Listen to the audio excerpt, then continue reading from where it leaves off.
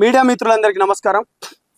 గత 20 రోజుల నుంచి మీరు అసలైంది మైక్రో బ్రదర్ ఏమైంది రెడీ చూద్దాం. అరే ఏమైందిరా తమ్ముడు, నాకు తెలుసు కదా నువ్వు ఇంకా దగ్గర ఉన్నాను.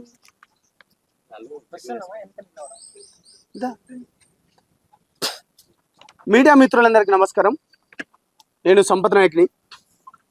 గత 20 రోజుల నుంచి తెలంగాణ రాష్ట్రంలో ముఖ్యంగా తండాలలో గ్రామాలలో అసలు ఏం జరుగుతుంది, తెలంగాణ రాష్ట్రంలో మంగ్లీ గారి యొక్క మలుపులు ఏ విధంగా తిరుగుతున్నాయనేది మీ మీడియా ప్రపంచం చూస్తూనే ఉన్నారు.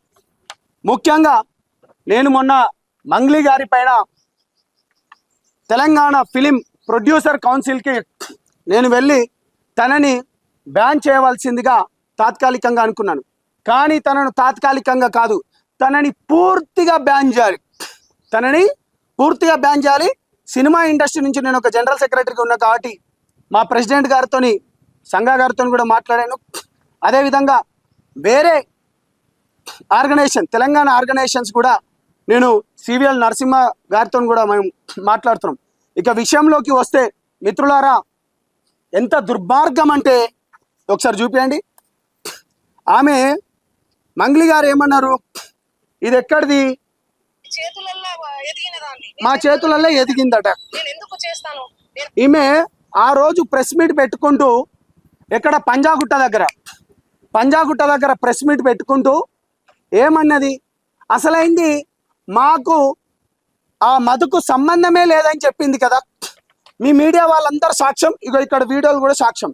నేను కేసు ఎవరిపైన పెట్టినన్నది, సింగపు అతను ఎవరు లాయర్ గారు సుబ్బు గారి పైన పెట్టినన్నది. అసలైంది మీకు మధు గారికి మీకు సంబంధమే లేదన్నావు కదా మంగ్లీ గారు. నువ్వు కూడా నా గిరిజన బిడ్డవే కదా, మీరు కూడా నా గిరిజన బిడ్డలే కదా. మీకు తెలంగాణ ఉద్యమంలో మేమందరం సపోర్ట్ ఇచ్చినాం. నువ్వు ఇక్కడి ప్రాంతం కాకపోయినా నిన్ను గుండెలకు హత్తుకున్నాం. నిన్ను హత్తుకొని నీ పాటను కూడా తెలంగాణ ప్రజలకు ముద్దాడిపించేటట్టు చేసినావు.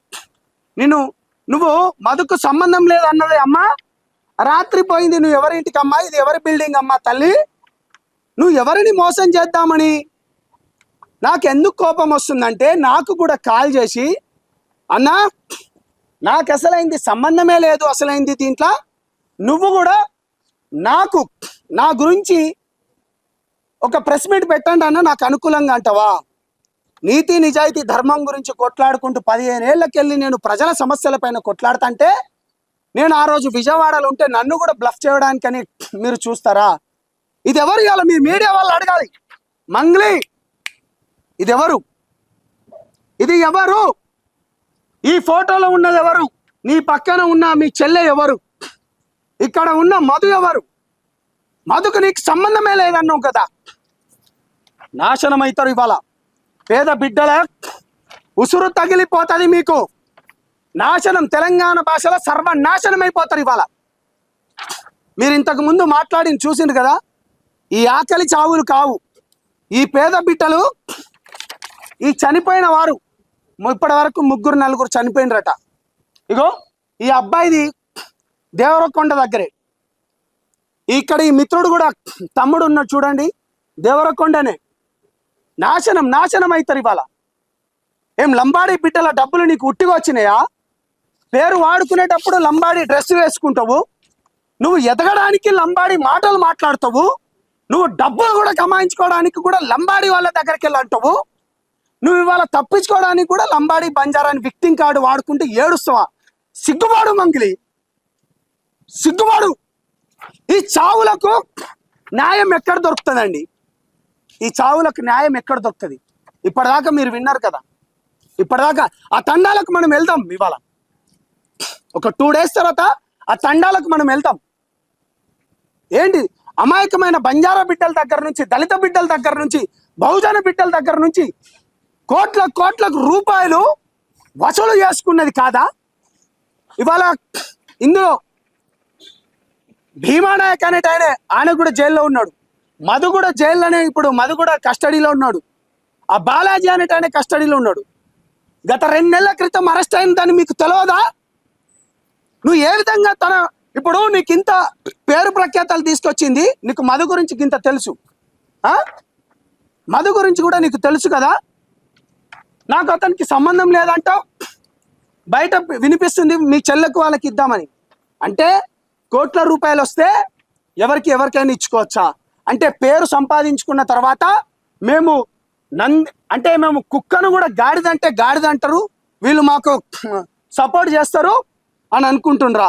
మేమంతా వెధవల్లకి కనిపిస్తున్నామా? ఏం నేను ఇంకా చిట్టా ఇప్పుతా. 3 నెలల క్రితం కర్ణాటకల కూర్గుల 10 ఎకరాలు కొనడానికి పోయింది ఎవరు? బాజాప్తగా చెప్తున్నా, కర్ణాటకల కూర్గుల 10 ఎకరాల కాఫీ తోటను కొనడానికి పోయింది ఎవరు? బయట పెడతాం. ఏం తమాషాలు అవుతున్నాయా? తెలంగాణ ఉద్యమంలో 100 కేసులు వేసుకొని జైళ్ళ పాలై జీవితాన్ని మొత్తం గడిపిన వాళ్ళం మేము. మమ్మల్ని కూడా ఇవాళ ఇంత బ్లఫ్ గురి చేస్తావా? విక్టిమ్ కార్డు వాడతావా? కొంతమందితోని ప్రెస్ మీట్లకు పెట్టిస్తావా? ఎంత ధైర్యం నీకు? నేను మీ మీడియా ద్వారా నేను ఇంకొక పచ్చి నిజాలు చెప్పబోతున్నాను. కొంచెం పేరు చూడుతూనే రాజకీయ నాయకుల పలుకుబడితోను, లేకపోతే డిపార్ట్మెంట్లో కూడా పోలీస్ డిపార్ట్మెంట్లతోనూ, లేకపోతే అది ఏ డిపార్ట్మెంట్ అయినా, ఇక దాంట్లో కూడా నా అన్నలు ఉన్నారు కాబట్టి నేను చెప్పలేకపోతున్నాను. మీకు చేతులెత్తి దండం పెడుతున్నాను. రాజకీయ నాయకులకు మనకు ఓట్లేసి ఎందుకు మనని ముఖ్యమంత్రులను, మంత్రులను, ఎమ్మెల్యేలను చేస్తుందంటే ప్రజల తరపు నుంచి మనం మాట్లాడడానికి. తెలంగాణ ఉద్యమంలో ఇంత కూడా కష్టపడి ఏ బీఆర్ఎస్కో లేకపోతే బీజేపీకో లేకపోతే కాంగ్రెస్కో ఎందుకు పోవాలంటే నీతి నిజాయితీ ధర్మం ఉంది కాబట్టి ఆ పవన్ కళ్యాణ్ గారి దగ్గర పోయినా. మీకు చేతులెత్తి దండం పెడుతున్న రాజకీయ నాయకులారా, వాళ్ళకు పేరు వచ్చుడుతోనే మీరు వాళ్ళ వంత పాడకండి, సిగ్గుపడండి. మీరు కొంతమంది సెంట్రల్ మిగతా వాళ్ళ పేర్లు కూడా చెప్తున్నారట, సిగ్గుపడండి. మీరు జనాలు చనిపోతున్నారు, ఈ బిడ్డలే మీకు ఓట్లేసింది. मार भाई भैया यारी बाप है ना सेना हाथ धो कर जोर रो छू आज अपने बेटी बेटा मर जा रहे आज अपने लंबड़ वाड़ी यार इज्जत गाड़े नहीं चाहे काय कर रहे तुम पूछो అధిక శాతం వడ్డీతోనే అని చెప్పి పేద గిరిజన బిడ్డలను మాయ మాటలు చెప్పి 20% 10% అని చెప్పి ఈ విధంగా మోసం చేసుకుంటా పోతూ ఉంటే దీన్ని ఎవడు అడగాలి? కొంతమంది సన్నాసులు, కొంతమంది చిల్లరగాళ్ళు సపోర్ట్గా మాట్లాడతారా? జాతి పేరు లేకపోతే జాతికున్న బిడ్డను కాపాడుకోవాలా? బాజాప్తగా కాపాడుకున్నాం. గతంలో కూడా తన పైన తన మాటలతోని కానీ లేకపోతే దాడి చేస్తూ ఉంటే మేము సపోర్ట్ ఇచ్చినాం, మంచి వాటికి సపోర్ట్ ఇస్తాం. ఇవాళ నిన్ను ఈషా ఫౌండేషన్లో ఎందుకు పిలుస్తలేరు? ప్రపంచ ప్రఖ్యాతిగాంచిన ఈషా ఫౌండేషన్లో మీరు 3 సంవత్సరాలు 4 సంవత్సరాలు పోయినారు కదా, గత 2 సంవత్సరాల నుంచి మిమ్మల్ని ఎందుకు పిలుస్తలేరు? నిజం చెప్పగలుగుతావా? ఏం నిజాయితీని గొంతులు నొక్కగలుగుతావా?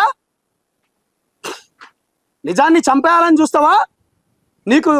నీకు దగ్గరగా ఉన్న వాళ్ళను వాళ్ళతోని నువ్వు నీ కేసును పక్కద్రోవ పట్టించాలనుకుంటున్నావా?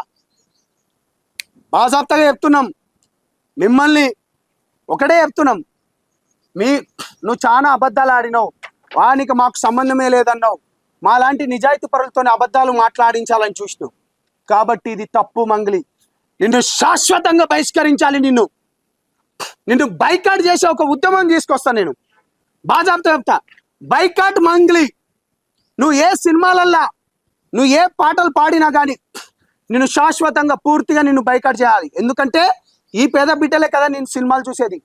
ప్రొడ్యూసర్లారా తస్మత్ జాగ్రత్తగా, మళ్ళీ యూవీ క్రియేషన్ కానీ మిగతా క్రియేషన్ వాళ్ళకు హెచ్చరిస్తున్నాం. ఇది రిక్వెస్ట్ కాదు. గతంలో కూడా ఈ విధంగా కొంతమందికి చేస్తూ మేము గిట్నే చేసినాం. This is not request, this is purely order and demand.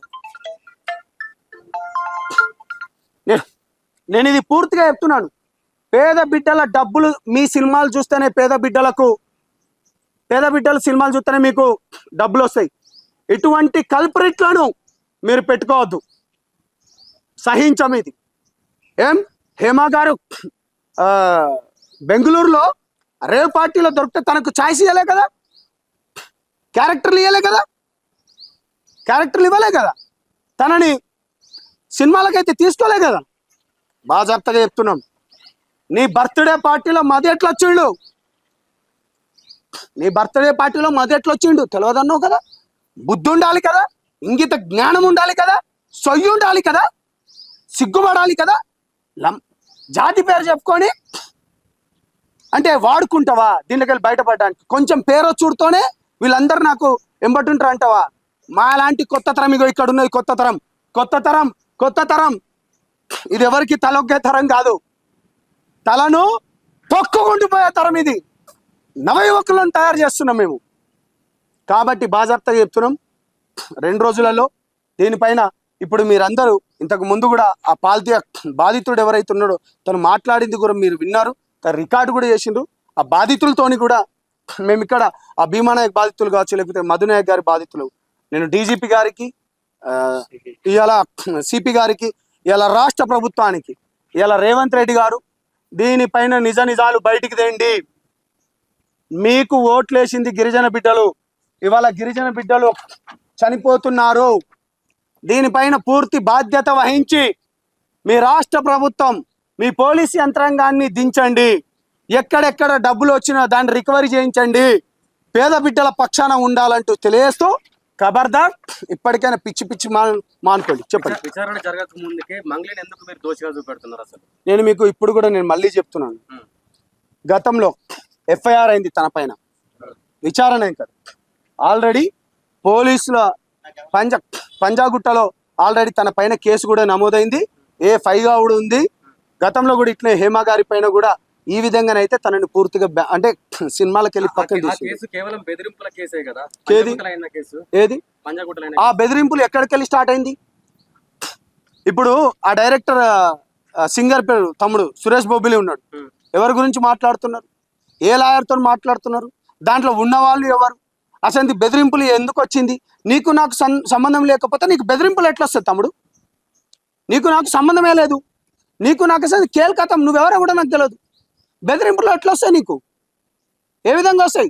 ఆ బెదిరింపులకు వెనక ఉన్నది ఏంటిది అసలు అయింది? ఆ బెదిరింపులకు ఏ కారణం చేత బెదిరించాను? అందుకే కదా అయింది ఆడ. చాలా క్లియర్గా చెప్తున్నాను. అంటే 2-3 పాయింట్లలో నేనేమంటున్నానంటే, కేసు ఒకటైంది, A5గా అయింది. నువ్వు నిజంగా శుద్ధపూస లేకపోతే కడిగిన ముత్యం, నువ్వు 24 క్యారెట్ మేలిమి బంగారం, లేకపోతే నువ్వు వజ్రం అని అనుకోవాలంటే యూ హ్యావ్ టు ప్రూవ్. నువ్వు ఆల్రెడీ ఇక్కడనే దొరికిపోయినావు కదా, మా దగ్గర నాకు సంబంధమే లేదా. నువ్వు ఈ రాత్రులు ఇంటికి పోవడాలి. ఇప్పుడు A1 రామావత్ మధు ఉన్నారు, A2, A3, A4 ఉన్నారు కదా, వాళ్ళ మీద ఎందుకు టార్గెట్ చేయట్లేదు? కేవలం మంగ్లీని ఎందుకు టార్గెట్ చేస్తున్నారు? పేరు వచ్చింది, ఏ కాస్ట్ తో పేరు వచ్చింది? బంజారా పాటలు నువ్వు బంజారా డ్రెస్ వేసుకొని వచ్చినావు, నువ్వు బంజారా డ్రెస్ వేసుకొని వచ్చినావు. యాడీ బాపు భీయా అనుకుంటా మా పేర్లను వాడుకున్నావు, మా కమ్యూనిటీని వాడుకున్నావు. తెలంగాణ ఉద్యమం అయ్యేటప్పుడు కూడా నేను హక్కునే చేర్చుకున్నాం. ఇవాళ మోసపోయింది మొత్తం ఎవరు? ఇవాళ చనిపోయిన ఈ బిడ్డలు ఎవరు? ఏ కమ్యూనిటీ? ఎందుకు టార్గెట్ చేయొద్దు? ఈ బిడ్డలే కదా నీ పాటలను చూస్తే, ఈ బిడ్డలే కదా నీ పాటలను లైక్ చేస్తే, ఈ బిడ్డలే కదా నీకు ఏది మన షేర్లు కొడితే, మా బాయ్, మా బంజారా బిడ్డ, మా వేషం, మా వేషధారణ అనుకున్న. అందుకనే కదా మిమ్మల్ని ఎందుకు నీకు మమ్మల్ని వాడుకొని వచ్చినావు. అంటే నీకు కొంచెం ఫేమస్ వచ్చుడుతోనే వీడెవడో తెలియదంటావు, ఇక్కడ ఉన్నాడు ఈ మధ్య ఎవరో తెలియదంటావు. మళ్ళీ ఈ పాటలు పాడుకోవడానికి మేము కావాలి, మా డబ్బులు కావాలి, మళ్ళీ ఇవన్నీ చేస్తుంటే బాజాప్తగా చెప్తున్నాం. దోషులు బయటికి రావాలి, డబ్బులు అందరు బయటకు రావాలి. నువ్వు ఎవరివైనా కా చెప్పండి.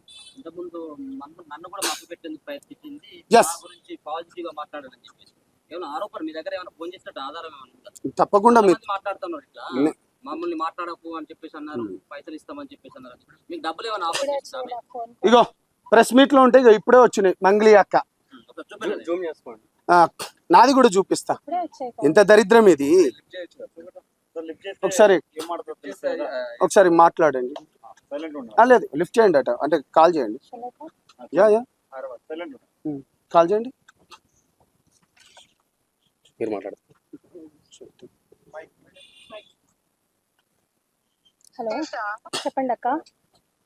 ఇతను ఉంటాడు ప్రతిష అమ్మాయి, అతను తెలియాలి నాకు. మన తిరుమలేశ్ అని ఉంటాడు, కాంగ్రెస్ లీడర్ అనుకుంటా. ఓకే, నాకు తెలియదు. కాంగ్రెస్ వాళ్ళు మీకే పరిచయం కదక్క, నాకు పెద్దగా తెలియదు. గద్వాలు నాకేడ పరిచయం రా, ఆయన ఎవరు ఎక్కడికి పోను అసలు. మీరే కదక్క మొన్న అన్నారు కాంగ్రెస్ వాళ్ళ ఎమ్మెల్యే ఇంట్లో ఏదో బర్త్డే ఉంటే వెళ్ళాలి, మీకే పరిచయం ఉంటారు, నాకు ఎలా పరిచయం ఉంటారు? ఆహా, గద్వాల్లో గద్వాల్ సైడ్ కదా, నీకు తెలుస్తుంది గద్వాల్ సైడ్. ఒకసారి లేదక్క, కనుక్కో. నాకు తెలియదక్క. మన తిరుమలేశ్వరు ఉంటాడు. లేదు లేదు, నాకు తెలియదక్క. కాంగ్రెస్ అంటే కాంగ్రెస్ కాదు వాడు. ఆ ఓకే కాంగ్రెస్ అంటే కాంగ్రెస్ కాదు ఓకే వాడు. ఆ పిచ్చినా కొడుకు వాడు ఇదంతా తెచ్చిండు, వాడంతా అంట పెడుతుండి ఇదంతా. ఓకే. సో నువ్వు గద్వాల్ సైడే ఉంటావు కదా. లేదు లేదు, తెలియదక్క నాకు. ఎందుకు అంతలా అసలు? లేదక్క, తెలియదక్క, అదక్క ఇది కనుక్కుంటాను కానీ కూడా అనకుండా మరి ఇంతలా ఏంద్రా? తెలీదక్క అని అంటున్నా నేను. అదేరా, ఎందుకు కనుక్కుంటే అయిపోతుంది కదా, ఎందుకు భయం ఎందుకు అసలు? భయం దేనికక్క? దేనికి భయం? మరి లేకపోతే మరి దేనికి రా?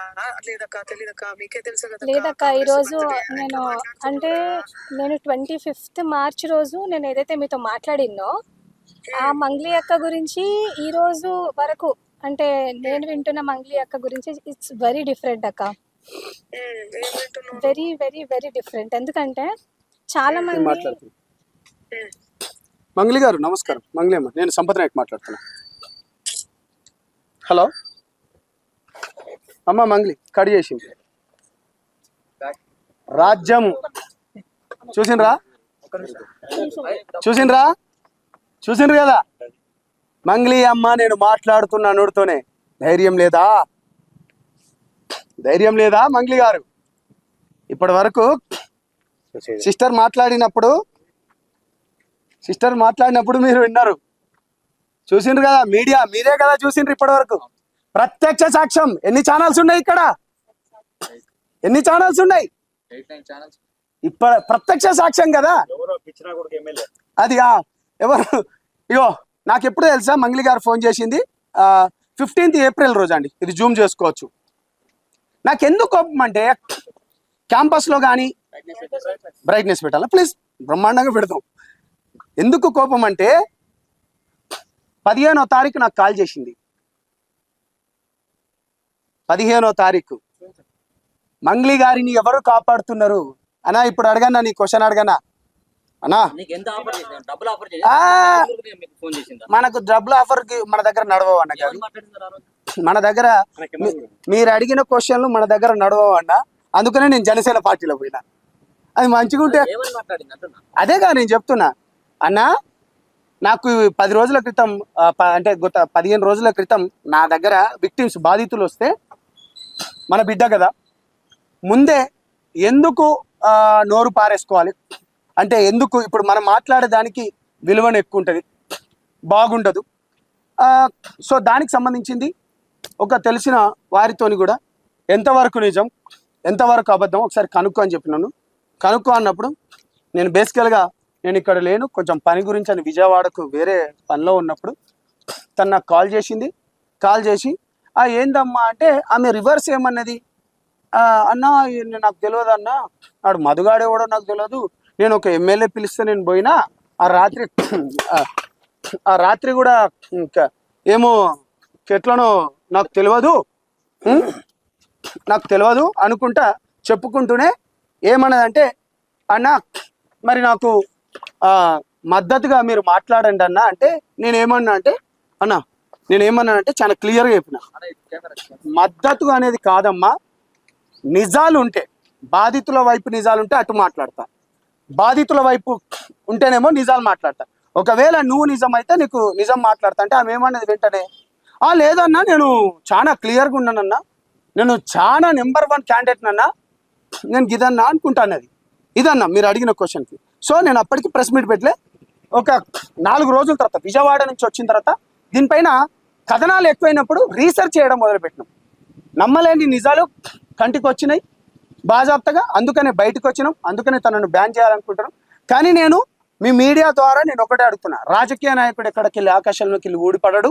రాజకీయ నాయకుడు ప్రజలు ఓట్లేస్తేనే ఇవాళ తను రాజకీయంలోకి వచ్చింది. ఎమ్మెల్యేలు కానీ ఎంపీలు కానీ మీకు ఏమాత్రం చిత్తశుద్ధి ఉన్నా దొంగలను దోషులను బయట పెట్టండి. బాధితుల పక్షాన ఎవరెవరైతే చనిపోయినరో ఈ బిడ్డల పక్షాన మాట్లాడండి. నల్గొండలో ఉన్న మంత్రులు, నల్గొండలో ఉన్న ఎమ్మెల్యేలు, దేవరకొండ ఎమ్మెల్యే కావచ్చు, లేకపోతే నల్గొండ జిల్లాలో ఉన్న ఎమ్మెల్యేలు కావచ్చు, లేకపోతే ఈ కాంగ్రెస్ పార్టీలో ఉన్న నాయకులు, దయచేసి ఏ మాత్రం చిత్తశుద్ధి ఉన్నా కానీ జనసేన పార్టీ నుంచి మేము డిమాండ్ చేస్తున్నాం. గిరిజన సంఘాల నుంచి, మహిళా సంఘాల నుంచి, విద్యార్థి లోకం నుంచి నిజాన్ని నిర్భయంగా మాట్లాడండి. మీ ముందు నేను మంగ్లీ గారికి ఇప్పటివరకు చెల్లెమ్మతో మాట్లాడితేనేమో బ్రహ్మాండంగా మాట్లాడింది, అన్నయ్యతోని మాట్లాడితే భియా భియా అనుకోడే భియాతి తు వాతే కిది కొనికతో మొత్తం కాయం కరు బాయ్ తార్ తప్పుడై రతో తు మాతి వాతే కరవాస్ కాయం బాయ్. తు తెలుగులో చెప్తా, నీ తప్పు లేకపోతే నువ్వు నాతో మాట్లాడవచ్చు. చిల్లరగాలతోని చిల్లర బొల్లర మాట్లాడతావు. బ్రాండ్ సంపత్ నాయక్ అంటారు. నీతి నిజాయితీ ధర్మం వదిలే ప్రసక్తే లేదు. మిమ్మల్ని ఇండస్ట్రీ నుంచి తరిమి కొడతాం. మీలాంటి వాళ్ళను వదిలేదు లేదు. జాతి పేరును వాడుకున్నావు, జాతిని అవమానించడం, నా జాతి బిడ్డలు చచ్చిపోయేటట్టు మాట్లాడడం. అరే సన్నాసులారా, ఇప్పుడు మాట్లాడండి. ఇగో ఇక్కడ ఉన్నారు కదా విక్టిమ్స్, బాధితులు, శ్మశాన చావులై ఉండి భూమిలలో పడుకున్నారు. ఇప్పుడు వీళ్ళ గురించి మాట్లాడేది. పా తండాలకు పోదాం, పా మాట్లాడదాం, ఎవడెవడైతే మాట్లాడుతున్నాడు. కాబట్టి రాజకీయ నాయకులు, అదేవిధంగా గవర్నమెంట్లు ఉన్న వాళ్ళకి సవినయంగా నేను ఒకటే కోరుకుంటున్నాను, బాజాప్తగా న్యాయం కావాలని కోరుకున్నాను. థ్యాంక్ యూ మిత్రులు.